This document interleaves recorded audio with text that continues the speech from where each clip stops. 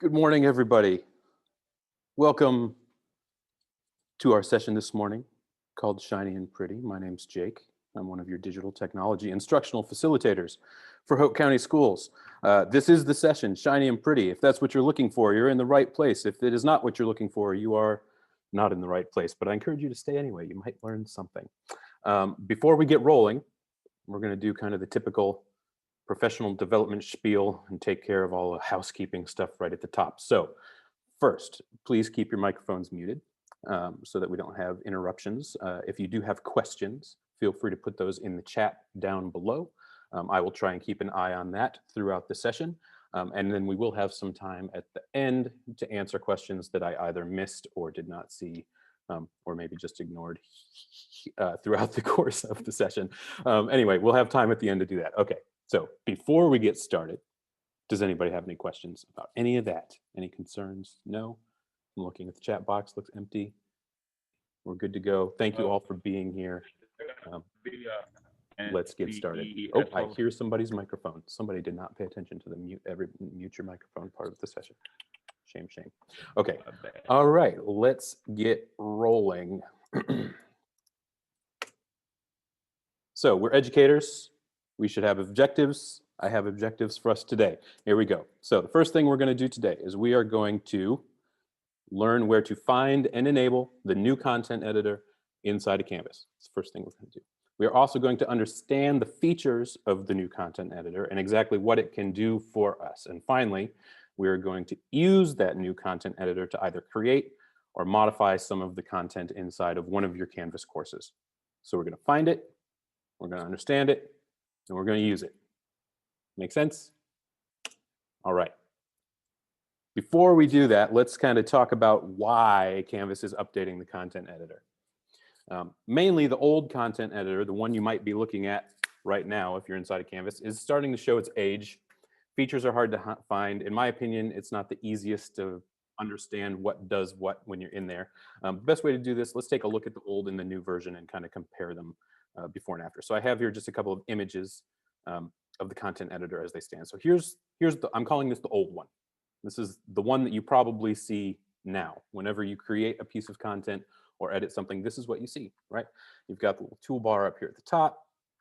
You've got some gray buttons over here that if you're not careful about, you might not understand what they really do or why they're there. You've got stuff in this menu are loosely grouped together. So you've got some font stuff together and then some alignment, but then there's more font stuff down here and it's just kind of smattered in between, right? So let's take a look at the new one now. So once we turn it on, and I'm going to show you how to do that in a minute. This is what it's going to look like. Okay, this is the new content editor. You'll notice that it's a lot cleaner, in my opinion. Things are grouped a lot more sensibly. That's a word. Sensibly, that's the word I'm looking for. A lot more sensibly. And then we have menus, and I know that menus aren't as pretty as buttons, but everybody knows how these menus work, right? We use them in Google Docs, we use them in Microsoft Word, we use them in all that stuff. So menus are kind of shorthand for everybody by now, so it makes sense for me. But notice that everything between here and here, it just looks a little more modern and looks a little cleaner. There's the old, and there's the new. Old, new. All right. So anyway, let's move on. Let's talk about how we're going to find that content editor. All right. In just a second, you're going to go into your Canvas to turn it on, but here's how you're going to do it. From inside your course, you're going to click on the settings menu, right? It's a little blue link down at the bottom. You're going to click on the settings. You're going to choose feature options from the tabs that open across the top. And then you're going to look for the entry called RCE enhancements. That stands for Rich Content Editor Enhancements. And you're going to toggle that switch on. So let me show you how to do that. Here I am inside my demo course. Right? I'm going to go to settings. There we go. I'm already on feature options, but yours probably defaults to this course details right here. So I'm going to choose feature options. And right here, where it says RCE enhancements, I can just toggle that switch on, right? So as an example, here is the old content editor. And as soon as I turn on RCE enhancements, and I save this. If I refresh this page now, it's probably going to make me click on edit again. There's my new content editor, right? So I toggled on RCE enhancements. So let me show you that again. You're going to go into course settings. You're going to find feature options, and you're going to toggle on the RCE enhancement switch. So I'm going to give you like 30 seconds to go ahead and do that now so that you can follow along with the rest of the session. So 30 seconds, go for it. Turn it on, and I will wait. I should have little music playing, like Jeopardy music. No, Alex Trebek. Well, think of Alex Trebek in Jeopardy while you're turning on this music, or turning on the switch.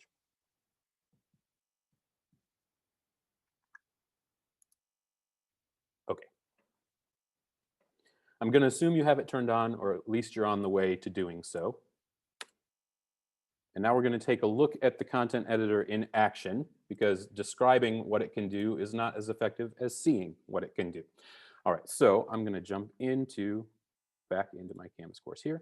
And I have this is just a random page that I created to show content editor stuff. This can be any page. Remember that a content editor in Canvas, by now you should know that the content editor pops up everywhere. Creating a page, creating an assignment, adding answer choices for quizzes, all that kind of stuff. Even when students submit entries for assignments that are set up as text entry, they get a content editor, right? So turning on the new content editor will turn it on for your students as well. But anywhere that you're going to be editing or creating content is where you're going to see this. So I'm just going to click edit on this page. And now I've got the rich content editor here, the new rich content editor. If people have had this turned on accidentally and weren't expecting it, sometimes we are surprised because we think, oh, all the things that I know how to do are not here anymore. They're gone. Well, they are not really gone. Everything you could do in the old version, you can do here in the new version. And several things are easier to do and more easy to understand. So first thing, I'm just going to drag this box. There's a pro tip for you in case this little preview is too small for you, because it is for me. You can make it bigger. So I'm just going to grab this little handle right down here in the corner and drag it out a little bit more. There we go, so I can see better. And you'll notice I even have the option to go full screen. I can click this button and I can go full screen to edit. I just hit escape to come back. But so if that little screen is frustrating for you, like it is for so many, just drag and drop. What's nice about this now too is this menu bar is floating. It's a floating menu. So if this is a long page and I scroll down, see if you can see this this menu bar up here, what it does when I scroll down. Notice how it stays there at the top. So I don't have to scroll all the way back up at the top just to click on the bold button. It floats down there. That's kind of handy. All right. So let's go through how this new content editor is laid out and the options that are there and what these menus do for us up here. All right. So the first thing that I appreciate about this redesign is that things are grouped together in a way that makes more sense than they did before. All of my font stuff is here. All of my paragraph stuff is here. I've got a little bit of alignment stuff over here. All of my media and insert link stuff is here, right? And all of my my integrations like Google Drive and Google Assignments, all that kind of stuff lives right here together, right?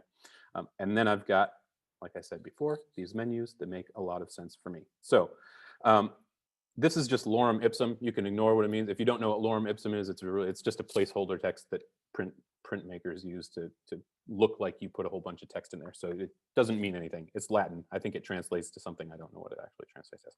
But the simple things are all still here, right? You've got font sizes.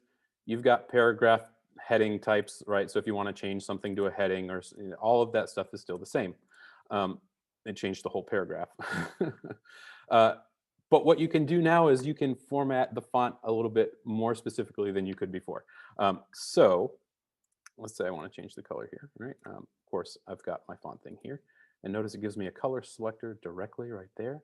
I can type in hex codes if I know hex code colors. Say I want to change this into the red that we use for my department all the time. This would be, I happen to know that it's AD0000. And it will specifically match that color. And then that color option lives there for me to grab later. I don't have to remember it. I can go back and grab it later right there. A common request that they have finally answered is the ability to change fonts inside of your content editor. You have not been able to before, you can now. And we're gonna do that. Anyone wanna take a guess where we do that? Think about any other program where you wanna format the font. You do it through the format menu, exactly. So I know you're muted, but I imagined that you were saying it. So hopefully you were. But I'm gonna go format, and then look at this. I've got fonts, I've got these fonts to choose from. I know it's not a lot, but before it was none. So this is more. I didn't do the math, but it's many hundreds of percents more than it was before, right? So if I want to change the font, I can change the font. I can make that a little bit bigger. I can add fancy headers, all that kind of stuff, right? I couldn't do that before, so there's an improvement. It's right under format. But anything I want to format is right there under the format menu.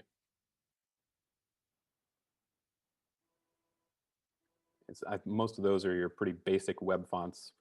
But if you want to get, get fancy and add balsamic sands, you can. I don't know that I've ever used it before, but everything else is pretty much the same there, but it's all under the format menu, which makes sense, right? Edit. That's exactly what we would expect to see under edit. View isn't going to do much for you. Those buttons are right down here in the corner. Insert. This is the other one I want to talk about, right? So if we were trying to add an image before that was on your computer, we're going to upload an image to your computer. Do you remember what you had to do with the old content editor? Well, you had to go to embed media, insert media, and then you had to remember to click the canvas button, and you had to choose upload to upload something into your canvas files, and then you had to point at it from your canvas file, right? It's like 9 different steps to get to where you want to go. Here, if you want to insert an image, right?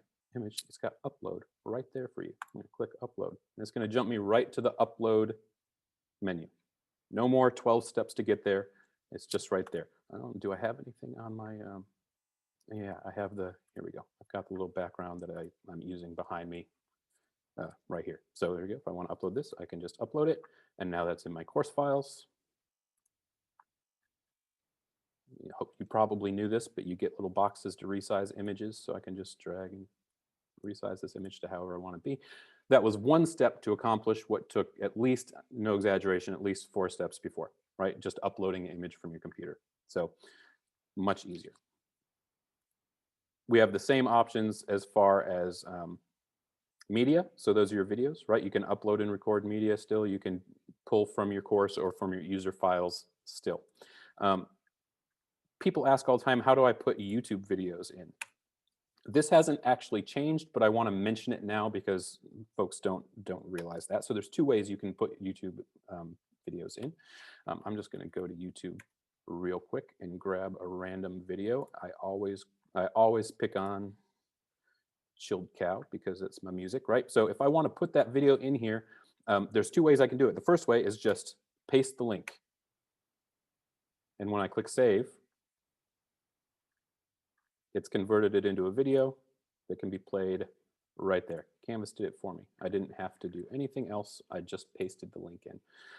The other way that you can do it is you can embed that video. If you go to, I went ahead and closed. Let me open the tab back up. There we go. As much as I like music, I'm gonna, there we go. If I go to share and I grab this embed code and just copy it, boom. Again, that was through share on your YouTube video. And you've got this little embed code. I'm just copying it to my clipboard. I come back over here into the HTML editor, which is something I've mentioned before. When we use Google Forms in Content Editor, we have to do it through the HTML editor, right? So if I jump to the HTML editor, I can paste that code that I just grabbed from the video and then jump back here. And now it's put a preview of the video directly in here instead of the little link. It's also made it a little bit bigger. I prefer to do it this way, but you get the idea. All right, format, we talked about that already. All this is pretty self-explanatory. Tools, here's the good one. These are all of your external apps, right? So we know when we create assignments that we have external tools we can use, like Google Assignments, my favorite, Edpuzzle, all that kind of stuff. Many of those tools you can also use inside the content editor. The most common way people use this is embedding Google documents for students to read, not ones they want to have copies of, but just view only, right? You can do that through tools and apps right there. There's Google Drive right there, Google Drive LTI 1.3. The 1.3 is the one you want to use, by the way. Look for the 1.3 stuff. The old one is going away next year. It doesn't work half the time anyway. Use the stuff that says 1.3. It also is right here on the menu, right? So I've got the Google Drive LTI 1.3 right there. The same thing. So if I want to embed a document in my new content editor, right there, I click here. Remember, I'm looking for that 1.3. Yes, it's going to be me, so I'm going to select the file. You can't see the window that just popped up probably because of the way my screen is sharing, but off to the side over here, it opened my Google Drive, and I'll narrate it for you. I'm just choosing a document to embed, so I'm going to choose this document and click Add. And now it's bringing me back over to my regular thing here, and you can see that it has embedded the document directly on the page. This is a read-only document. It is not making a copy for students, right? It's a read-only document. If you want to make copies for students, you do that with Google Assignments as an external tool, assignment type. We're just in the content editor now. So I see that, but all my other tools are right here, hiding under View All. If I click there, it'll show me all the other options that I can choose from, including this Google Apps, which is the old one. I would encourage you not to use it. Use the 1.3. Pull in stuff from Commons, pulling in BrainPop, any of that kind of stuff that's turned on that you can embed right there in your content editor. And then, of course, over here, you've got paragraph alignments and bulleted lists and indents and all that kind of stuff. There is a 3 dots menu here. Whenever you see those 3 dots, I've said this in other trainings, but those 3 dots are kind of universal design language for click here. There's more you can do. So I'm going to click there. And now I get the options for clearing all of the formatting for any of my table options. If I have a table in there for my math formulas and for this bad boy right there for embedding things directly. All right. It's not rocket science, as you can see, but it is important to know that the things you want from before are still available. Oh, the gray buttons, that's important. Remember I showed you those gray buttons? Let me jump back to the old one here. These gray buttons over here, linking directly to course materials. Those gray buttons are missing in the new content editor, right? So if I want to link to course materials, all I have to do is come right here and I get course links right there, right? I want to link to a course material, I can click wherever I want to go. So if I want to make this word, for some reason, a link, and it opens up those menus over here on the right-hand side. So those are still all of the same options from the gray buttons here in the old editor. They're just opening in a flyout menu. So if I want to create a link to an announcement that I made, I don't have an announcement. That's a bad choice. Here we go. If I want to link to this module, I can. I just click right there, and now the link is in there. This is an ugly page. Please don't make your pages look like mine, but this is what happens when you're just demoing a whole bunch of stuff. All right. So again, not rocket science, but things are moved around, so you have to know where to grab them. So what I want you to do now is I want you to, if you haven't already, I want you to turn on the rich content editor. So do that. And then I'm also going to give us about, I'm going to say 7 minutes to either create a new piece of content with that new content editor so you can mess around with it, or to choose one that you have already and just click on edit and experiment with that new content editor. Think about what you were doing before that you would need to be able to do again and make sure you can find everything you need to. And while you're doing that, either unmute yourselves and ask away or type in the chat box if you have questions. In case you're like, I can't find where to make superscript. I knew I could before, but I can't find it now. Or how in the world do I make a bulleted list? I can't remember. So go ahead, and I'm going to give you about 7 minutes to do that. I see a question in the chat about Nisus. I am adding you all. I'll take care of credit for you, so don't worry about that. You don't need a code. I'm going to give you credit for this, so you'll be good. You being here is the roster, and I will go ahead and take care of that. Good question. All right, so about 7 minutes to go ahead and either create or modify a piece of content using the new content editor. So turn it on and use it, and let me know if I can help you. About 7 minutes. All right, go.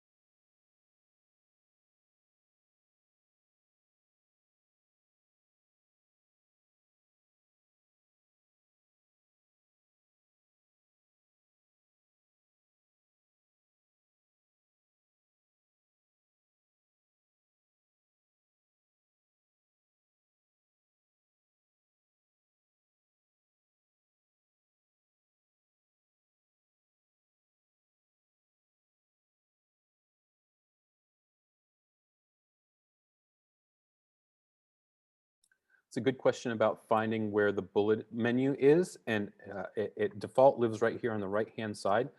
What you'll notice though is I'm on a nice big monitor, but if you're on a smaller device where your screen is maybe smaller, anything that you can't see in the menu gets collapsed under these three dots right here. So if I click on the three dots, it'll show me the rest of everything. So if you don't see something in that menu that you're like, it should be there, it's probably just hiding under the More button.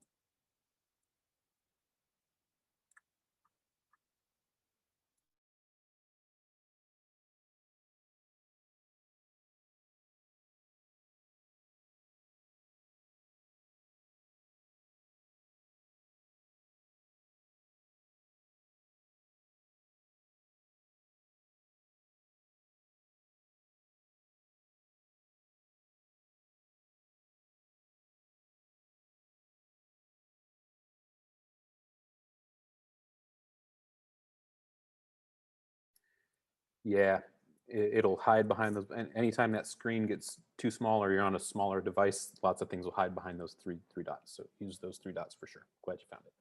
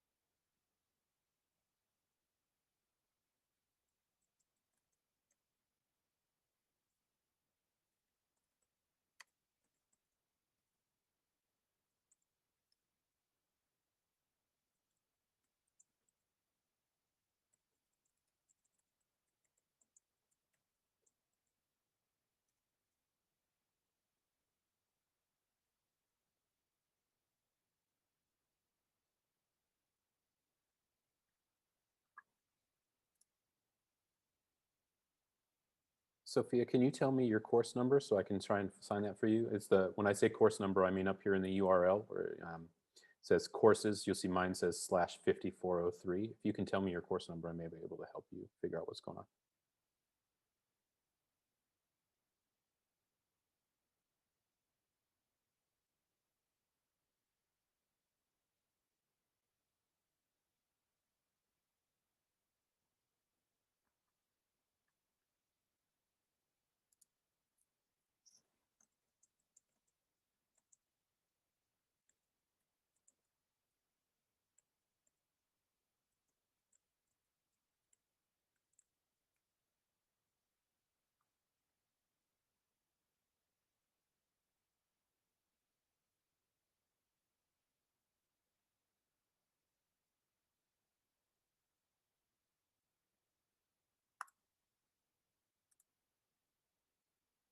Okay, so let's talk for just a minute about a couple reminders. So the first thing, right now, turning on this new content editor is optional, right? If you like the old editor, stick with the old editor.